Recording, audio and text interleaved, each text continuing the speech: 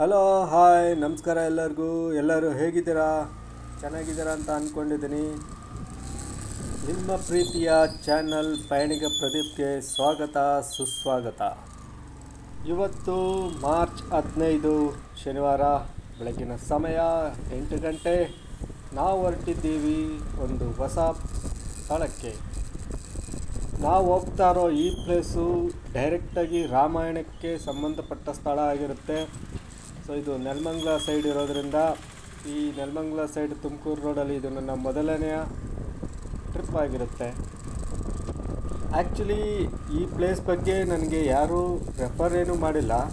Actually ಒಂದು ದಿವಸ ಪೋರ್ಟ್ರಲ್ಲಿ ಯಲಹಂಕದಿಂದ ನೆಲಮಂಗಲಕ್ಕೆ trip ಇದ್ದಾಗ ಆ ರೋಡಲ್ಲಿ ಬರಬೇಕಾದ್ರೆ ಈ ಗುಡಿ ಕಾಣಿಸ್ತು ನನಗೆ. ದೂರದಿಂದ ನೋಡಬೇಕಾದ್ರೆ ಬೆಟ್ಟದ ಮೇಲೆ ಇರೋವಂಥ ಕೋಟೆ ಥರ ಕಾಣಿಸ್ತಾ ಇತ್ತು. ಸೊ ಅದಾದಮೇಲೆ ಸ್ವಲ್ಪ ಮುಂದೆ ಬಂದೆ, ರೋಡಲ್ಲಿ ಆ ಬೋರ್ಡ್ ಹಾಕಿದ್ರು, ಆ ದೇವಸ್ಥಾನದ ಬೋರ್ಡು ಮತ್ತು ಆ ಬೆಟ್ಟದ ಬೋರ್ಡು. ಸೊ ಆವಾಗ ಇರಲಿ ಎಂತಕ್ಕೂ ಅಂತ ಹೇಳ್ಬಿಟ್ಟು ಒಂದು ಫೋಟೋ ಹೊಡ್ಕೊಂಬಂದು ಅವತ್ತು ಸಾಯಂಕಾಲ ಅದ್ರ ಬಗ್ಗೆ ಗೂಗಲಲ್ಲಿ ಚೆಕ್ ಮಾಡಿದಾಗ ತಿಳಿತು ಅದೊಂದು ಈಶ್ವರನ ದೇವಸ್ಥಾನ ಅಂತೇಳಿ. ಸೊ ನನಗೂ ಎಕ್ಸೈಟ್ಮೆಂಟ್ ಆಯಿತು. ಸೊ ಒಂದು ದಿವಸ ಹೋಗೋಣ ಇದಕ್ಕೆ ಅಂತ ಪ್ಲ್ಯಾನ್ ಮಾಡಿ ಸೊ ಇವತ್ತು ಹೊರಟಿದ್ದೀನಿ.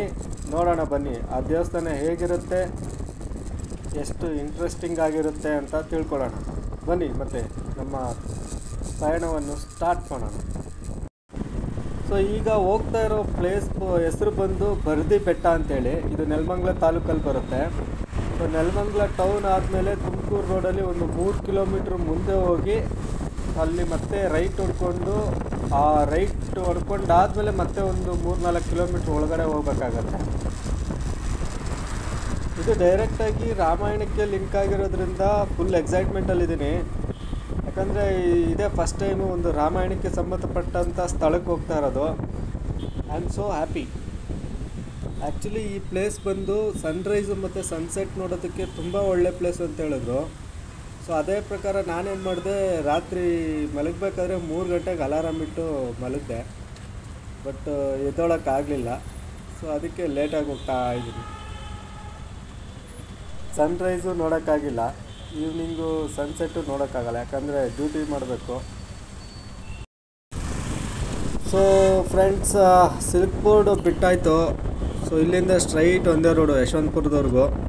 ಯಶವಂತಪುರದಲ್ಲಿ ಮತ್ತೆ ಲೆಫ್ಟ್ ತೊಗೋಬೇಕು ತುಮಕೂರು ರೋಡ್ಗೆ. ಸೊ ಅಲ್ಲಿಂದ ಮತ್ತೆ ಒಂದೇ ರೋಡು ನೆಲಮಂಗಲವರೆಗೂ. ನೆಲಮಂಗಲ ಬಿಟ್ಟು ಹಾಕಿ 2 ಕಿಲೋಮೀಟ್ರ್ ಆದಮೇಲೆ ರೈಟ್ ಹೊಡ್ಕೋಬೇಕು. ಮೊನ್ನೆ ಹೀಗೆ ಕೆಲಸ ಮಾಡ್ತಾ ಇರಬೇಕಾದ್ರೆ ಒಂದು ಆಟೋ ಮೇಲೆ ಈ ರೀತಿ ಬರೆದಿತ್ತು, ಹಾಳಾಯಿತು ಜೀವನ ಪ್ರೀತಿಸಿ ಒಬ್ಬಳನ್ನು. ಹಾಳಾಯಿತು ಜೀವನ ಪ್ರೀತಿಸಿ ಒಬ್ಬಳನ್ನು ಅಂತ ಬರೆಸ್ಕೊಂಡಿದ್ರು. ಸೊ ಆ ಸಾಲುಗಳನ್ನ ನೆನಪಲ್ಲೇ ಇಟ್ಕೊಂಡು ಅದ್ರ ಬಗ್ಗೆ ಯೋಚನೆ ಮಾಡ್ತಾ ನಾನು ಒಂದು ಸ್ವಲ್ಪ ಬರೆದೆ. ಆ 2 ಲೈನ್ ಇಟ್ಕೊಂಡು ನನ್ನ ಕವಿತೆನ ನಾನು ಕಂಟಿನ್ಯೂ ಮಾಡ್ತಾಯಿದ್ದೀನಿ. ನೋಡಿ, ಕೇಳಿ, ಆನಂದಿಸಿ. ಇಷ್ಟ ಆದರೆ ಲೈಕ್ ಮಾಡಿ, ಶೇರ್ ಮಾಡಿ, ಹಾಗೆ ಕಮೆಂಟು ಮಾಡಿ. ಸೊ ಹಾಳಾಯಿತು ಜೀವನ ಪ್ರೀತಿಸಿ ಒಬ್ಬಳನ್ನು ಅಂತ ಹೇಳ್ತಾ ಇರೋ ಆಟೋ ಡ್ರೈವರ್ಗೆ ನಾನು ಹೇಳೋದೇನೆಂದರೆ, ಅದಕ್ಕೆ ಗುರು ಪ್ರೀತಿಸು ಇಬ್ಬರನ್ನು. ಅದಕ್ಕೆ ಗುರು ಪ್ರೀತಿಸು ಇಬ್ಬರನ್ನು. ಒಬ್ಬರು ತಂದೆ ಆದರೆ ಇನ್ನೊಬ್ಬರು ತಾಯಿನ. ಅವರು ತರ್ತಾರೆ ನಿನಗೆ ಒಂದು ಒಳ್ಳೆ ಸಂಗಾತಿಯನ್ನು. ಅವರು ಹುಡುಕಿ ತರ್ತಾರೆ ನಿನಗೊಂದು ಒಳ್ಳೆ ಸಂಗಾತಿಯನ್ನು. ಪ್ರೀತಿಸು ನಿನ್ನ ಪ್ರಾಣಕ್ಕಿಂತ ಹೆಚ್ಚಾಗಿ ಅವಳನ್ನು. ಪ್ರೀತಿಸು ನಿನ್ನ ಪ್ರಾಣಕ್ಕಿಂತ ಹೆಚ್ಚಾಗಿ ಅವಳನ್ನು. ಅವಳು ಮಾಡ್ತಾಳೆ ನಿನ್ನ ಬಾಳು ಬಂಗಾರನ. ಅವಳು ಮಾಡ್ತಾಳೆ ನಿನ್ನ ಬಾಳು ಬಂಗಾರನ. ಸೊ ಹೇಗಿದೆ ಫ್ರೆಂಡ್ಸ್ ಈ ಕವಿತೆ? ಇಷ್ಟ ಆದರೆ ಒಂದು ಲೈಕ್ ಬಂದೇ ಬರಬೇಕು ಅಂತ ಅಂದ್ಕೊತೀನಿ. Hi friends, once again welcome to your channel Payaniga Pradeepa. So ಮಧ್ಯದಲ್ಲಿ ಒಂದು ಸಣ್ಣ ಬ್ರೇಕ್ ತಗೊಂಡೆ, ಟಿಫನ್ ಎಲ್ಲ ಮಾಡಿಕೊಂಡು ಆಲ್ಮೋಸ್ಟ್ ಹತ್ತತ್ರ ಯಶವಂತಪುರ ಬಂದುಬಿಟ್ಟಿದ್ದೀವಿ.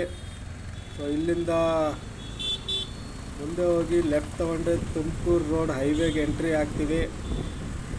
ಸೊ ಇಲ್ಲಿಂದ ಮತ್ತೆ ಒಂದೇ ಸರಿ ಫ್ಲೈಓವರ್ ಹತ್ತಿದ್ರೆ ಇನ್ನು ಇಳಿಯೋದು ಹತ್ರ ನೈಸ್ ರೋಡ್ ಹತ್ರನೇ. ಮತ್ತು ಮತ್ತು ಅಲ್ಲಿ ಹೈವೇನಲ್ಲೇ ಹೋಗ್ತಾ ಜರ್ನಿ ಮಾಡಿಕೊಂಡು ನೆಲಮಂಗಲ ದಾಟಿ, ಅದಾದ ನೆಲಮಂಗಲ ಆದಮೇಲೆ ಒಂದು 3 ಕಿಲೋಮೀಟ್ರು ಹೈವೇನಲ್ಲೇ ಹೋಗಿ ಮತ್ತೆ ರೈಟ್ ಟರ್ನ್ ಮಾಡ್ಕೋಬೇಕಾಗುತ್ತೆ. ಸೊ ತುಮಕೂರು ರೋಡ್ಗೆ ಎಂಟ್ರಿ ಕೊಡ್ತಾಯಿದ್ದೀವಿ. ಹೈವೇಗೆ ವಾಹನಗಳ ಸಂಖ್ಯೆ ಕಮ್ಮಿ ಇದೆ, ಯಾಕಂದರೆ ಶನಿವಾರ ಆಗಿರೋದ್ರಿಂದ ಅಷ್ಟೊಂದೇನು ವೆಹಿಕಲ್ಸ್ ಕಾಣಿಸ್ತಾ ಇಲ್ಲ. ಸೊ ಇಲ್ಲಿಂದ ಫ್ಲೈಓವರ್ ಹತ್ತಬೇಕಾಗುತ್ತೆ. ಇಲ್ಲಿಂದ 7 ಕಿಲೋಮೀಟ್ರ್ ಫ್ಲೈಓವರಲ್ಲಿ ಇರುತ್ತೆ. ಸೊ ಈಗ ನಾವು ನೆಲಮಂಗಲ ಟೌನ್ ಬಿಟ್ಬಿಟ್ಟು ಮುಂದೆ ಬರ್ತಾಯಿದ್ದೀವಿ. ಸೊ ಇಲ್ಲಿ ಟೋಲ್ ಸಿಗುತ್ತೆ. ಇಲ್ಲಿ ಟೋಲಿಂದ ಎಕ್ಸಿಟ್ ಆದಮೇಲೆ ಇಲ್ಲಿಂದ ಒಂದು 3 ಕಿಲೋಮೀಟ್ರ್ ಮುಂದೆ ಹೋಗಿ ರೈಟ್ ಹೊಡಿಬೇಕಾಗುತ್ತೆ ನಾವು. ಸೊ ರೈಟ್ ಹೊಡ್ಕೊಂಡು ಮತ್ತೆ ಒಂದು 3 ಕಿಲೋಮೀಟ್ರು ವಿಲೇಜ್ ರೋಡ್ ಇರುತ್ತೆ. ವಿಲೇಜ್ ರೋಡಲ್ಲಿ ಹೋಗ್ಬೇಕಾಗತ್ತೆ. ಸೊ ನೋಡಿ, ಟೋಲ್ ಬಂತು. ನೆಲಮಂಗಲ ಟೋಲ್ ಎಕ್ಸಿಟ್ ಆಗ್ತಾಯಿದ್ದೀವಿ. ಸೊ ಇಲ್ಲಿ ಮುಂದೆ ರೈಟ್ ಹೊಡಿಬೇಕಾಗುತ್ತೆ. ಇನ್ನೊಂದು 100 ಮೀಟರ್ಸಲ್ಲಿ ರೈಟ್ ಇದೆ. ರೈಟ್ ಹೊಡ್ಕೊಂಡು ಆರ್ಚ್ ಒಳಗಡೆ ಹೋಗ್ಬೇಕಾಗುತ್ತೆ. ಒಂದು 3 ಕಿಲೋಮೀಟ್ರ್ ಇದೆ ಇಲ್ಲಿಂದ.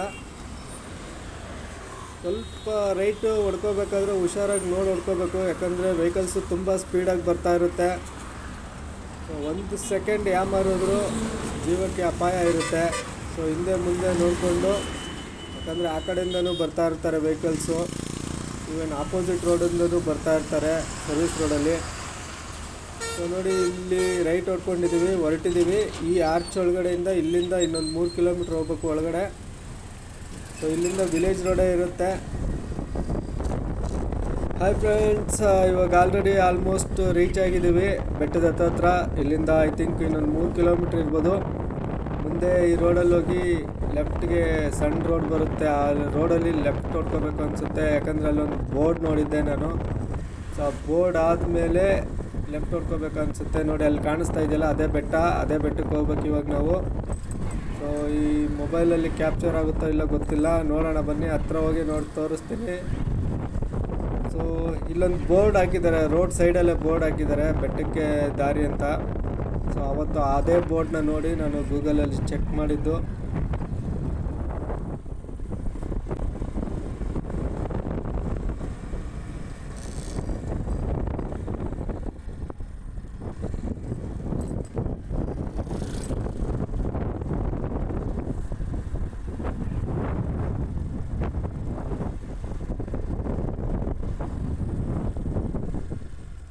ನೋಡಿ, ಬಂತು ರೋಡ್, ಇದೇ ರೋಡು.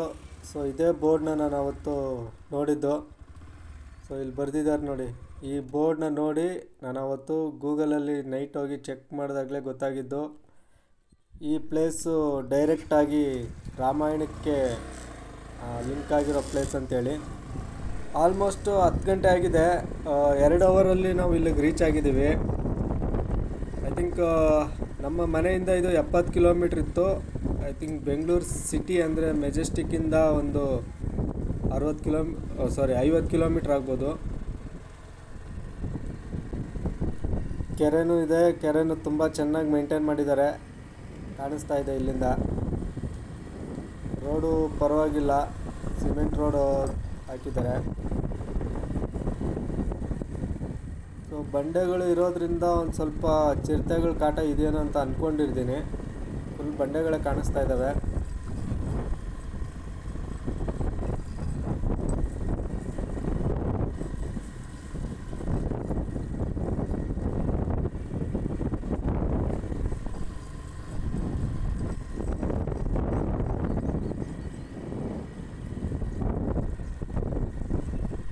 ಓಹ್, ಇಲ್ಲೇ ಯಾವುದೋ ಒಂದು ಪುಟ್ಟದಾದ ದೇವಸ್ಥಾನ ಕಾಣಿಸ್ತಾ ಇದೆ, ತುಂಬ ಹಳೇದು. ಇದಕ್ಕೆ ಆಮೇಲೆ ಬರೋಣ. ಫಸ್ಟು ಮೇನ್ ದೇವಸ್ಥಾನಕ್ಕೆ ಎಂಟ್ರಿ ಕೊಟ್ಬಿಟ್ಟು ಅಲ್ಲಿ ನೋಡಿಕೊಂಡು ಆಮೇಲೆ ಹೋಗ್ತಾ ಈ ಪ್ಲೇಸ್ನ ನೋಡ್ಕೊಂಡು ಹೋಗೋಣ. ರೋಡಲ್ಲಿ ಯಾವುದೇ ರೀತಿ ತೊಂದರೆ ಇಲ್ಲ, ಸಿಮೆಂಟ್ ರೋಡ್ ಹಾಕಿದ್ದಾರೆ. ಸೊ ಕಾರಲ್ಲಿ ಬರ್ಬೋದು ಅನಿಸುತ್ತೆ. ಐ ಥಿಂಕ್ ಟಾಪ್ವರೆಗೂ ಕಾರ್ ಬರುತ್ತೆ. ನಾನು ಗೂಗಲಲ್ಲಿ ಚೆಕ್ ಮಾಡಿದಾಗ ಕೆಲವೊಬ್ಬರು ಬೈಕ್ನ ಟಾಪ್ವರೆಗೂ ತೊಗೊಂಡೋಗಿ ಅಲ್ಲಿ ಫೋಟೋಶೂಟ್ ಮಾಡಿರೋದು ಫೋಟೋಸ್ ಎಲ್ಲ ನೋಡಿದೆ. ಬಟ್ ನಾವು ಆ ಸಾಹಸಕ್ಕೆ ಕೈ ಹಾಕೋದು ಬೇಡ, ಯಾಕಂದರೆ ನಮ್ಮ ಪಯಣಿಗ ಅಷ್ಟೊಂದು ಒಳ್ಳೆ ಕಂಡೀಷನಲ್ಲಿಲ್ಲ. ತುಂಬ ದಿವಸ ಆಗಿದೆ ಸರ್ವಿಸ್ ಮಾಡಿಸಿ. ಸೊ ಸೊ ಆದರೂ ಹತ್ತುತ್ತಾ ಇದ್ದಾನೆ, ಇಷ್ಟಪಟ್ಟೆ ಹತ್ತುತ್ತಾ ಇದ್ದಾನೆ ಅಂತ ಅಂದ್ಕೊಂಡಿದ್ದೇನೆ. ಅದೆಷ್ಟು ಬೈಕೊಂಡಿರ್ತಾನೋ ನನ್ನ. ಸೊ ಇದ್ರ ಬಗ್ಗೆ ಮಾತಾಡ್ತಾ ನಿಮಗೊಂದು ಹಿತನುಡಿ ಹೇಳೋಣ ಅಂತ ಇಷ್ಟ ಆಯಿತು ಹೇಳ್ತಾ ಇದ್ದೀನಿ. ಸೊ ನೀವು ಯಾವುದೇ ರೀತಿ ಟ್ರಿಪ್ ಆಗಲಿ ಅಥವಾ ಬೈಕ್ ರೈಡ್ ಮಾಡಬೇಕಾದ್ರೆ ಎಷ್ಟಾಗುತ್ತೋ ಅಷ್ಟು ಸೇಫ್ಟಿ ಗೇರ್ನ ಯೂಸ್ ಮಾಡಿ. ಸೊ ಸಣ್ಣ ಟ್ರಿಪ್ ಅಥವಾ ಈ ಥರ ಆಫ್ ರೋಡು ಏನೇ ಆಗಿರಲಿ, ನೀವು ಸೇಫ್ಟಿ ಗೇರ್ನ ಯೂಸ್ ಮಾಡೋದೇ ತುಂಬ ಒಳ್ಳೆಯದು ಅಂತ ನನ್ನ ಅನಿಸಿಕೆ. ಈವನ್ ಮನೆಯಿಂದ ಒಂದು 3-4 ಕಿಲೋಮೀಟ್ರ್ ಹೋಗ್ತೀನಿ ಅಂದರೂ ಸೇಫ್ಟಿ ಗೇರ್ ಯೂಸೇ ಮಾಡಿ. ನಾನೇನು ಹೇಳ್ತೀನಿ ಅಂದರೆ, ವಿತೌಟ್ ಸೇಫ್ಟಿ ಗೇರ್ ಗಾಡಿ ತೆಗಿಲೇಬೇಡಿ ಅಂತ ನನ್ನ ಒಂದು ಒಪಿನಿಯನ್ ಹೇಳ್ತಾ ಇದ್ದೀನಿ ನಿಮ್ಮ ಹತ್ರ. ಸೊ ಆಲ್ಮೋಸ್ಟ್ ಅರ್ಧ ಬೆಟ್ಟ ಕಂಪ್ಲೀಟ್ ಮಾಡಿದ್ದೀವಿ. ಇದುವರೆಗೂ ಯಾವುದೇ ರೀತಿ ಟಫ್ನೆಸ್ ನನಗೆ ಅನ್ನಿಸ್ಲಿಲ್ಲ. ಬೈಕ್ ಆರಾಮಾಗಿ ಹತ್ತಾ ಇದೆ, ಯಾಕಂದರೆ ರೋಡು ಚೆನ್ನಾಗಿದೆ. ಸೊ ಅಲ್ಲಲ್ಲಿ ಹಂಪ್ಸ್ ಇರೋದು ಬಿಟ್ಟರೆ ಇನ್ಯಾವುದೇ ರೀತಿ ತೊಂದರೆ ಇಲ್ಲ. ಮರಳಿದ್ರೂ ಗಾಡಿ ಆರಾಮಾಗಿ ಹತ್ತಾ ಇದೆ. ಹೇಳಿದ ತಕ್ಷಣ ಜರ್ಕೊಡಿತೀಯಲ್ಲೋ ಪಯಣಿಗ ನೀನು, ನಾನು ಈಗ ತಾನೇ ಆರಾಮಾಗಿ ಹತ್ತಾ ಇದೆ ಅಂತ ಹೇಳ್ತಾ ಇದ್ದೆ, ಅಷ್ಟರಲ್ಲಿ ಜರ್ಕೊಡಿತೀಯಲ್ಲೋ. ಫ್ರೆಂಡ್ಸ್, ರೋಡೇನು ಅಷ್ಟೊಂದು ಟಫ್ ಆಗೇನಿಲ್ಲ, 3-4ನೇ ಗೇರಲ್ಲೇ ಹೋಗ್ತೈತೆ ಬೈಕು. ಸೊ ಈ ಹಂಪ್ಸ್ ಬಂದರೆ ಮಾತ್ರ 3ನೇ ಗೇರ್ಗೆ ಹಾಕೋತಾ ಇದ್ದೀನಿ, ಇಲ್ಲಾಂದರೆ 4th ಗೇರಲ್ಲೇ ಹತ್ತುತ್ತಾ ಇದೆ. ಸೊ ಯಾವುದೇ ರೀತಿ ನಿಮಗೆ ಟಫ್ನೆಸ್ ಅನಿಸಲ್ಲ, ಆರಾಮಾಗಿ ಬರ್ಬೋದು. ಈವನ್ ಸ್ಕೂಟಿನಲ್ಲೂ ಬರ್ಬೋದು ಅಂತ ಅನಿಸ್ತಾ ಇದೆ ನನಗೆ.